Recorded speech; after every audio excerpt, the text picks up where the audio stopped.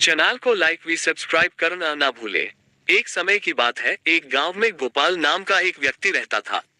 वह गांव का सबसे बड़ा मूर्ख माना जाता था। उसकी हरकतें इतनी विचित्र थीं कि गांव के लोग उससे मजाक करते थे। फिर भी गोपाल का दिल साफ था और वह किसी से भी कभी बुरा नहीं मानता था। एक दिन गांव के लोगों ने गोपाल से मजाक करने की ठानी। उन्होंने उसे एक साधारण सा काम दिया और कहा, गोपाल, तुम इस लकड़ी के टुकड़े को शहर के राजा के पास लेकर जाओ और कहो कि यह जादुई लकड़ी है। राजा इसे खरीदने के लिए तुम्हें बहुत सारे सोने के सिक्के देगा। गोपाल, जो कि सरल और भोला था, इस काम को गंभीरता से लेने लगा। वह जल्दी जल्दी उस लकड़ी के टुकड़े को लेकर शहर की ओर चल पड़ा। जब वह शहर पहुंचा तो सीधा राजा के महल में गया। वहां जाकर उसने राजा से कहा, महाराज, मेरे पास एक जादुई लकड़ी है। इसे खरीदने के लिए आपको बहुत सारे सोने के सिक्के देने होंगे। राजा ने गोपाल को देखा और सोचा कि यह कोई साधारण आदमी है, लेकिन उसकी सादगी और विश्वास ने राजा को प्रभावित किया।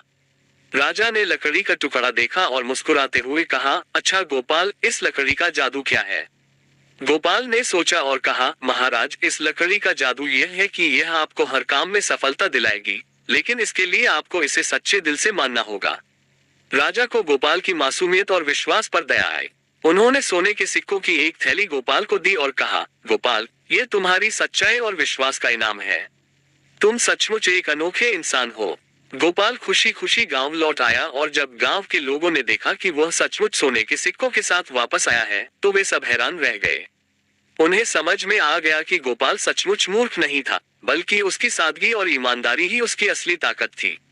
उस दिन से गांव के लोग गोपाल का मजाक उड़ाना बंद कर दिया और उससे सीखने लगे कि जीवन में ईमानदारी और सच्चाई कितनी महत्वपूर्ण है। गोपाल ने अपनी मासूमियत और सरलता से सबको ये सिखा दिया कि कभी कभी सबसे बड़े मूर्ख भी सबसे बड़ी बुद्धिमत्ता का प्रदर्शन कर सकते हैं। सीख, सादगी और ईमानदारी सबसे बड़ी ताकत है। किसी को उसकी मासूम मेरे दोस्त, इस वॉइस नोट को पूरा सुनना और ध्यान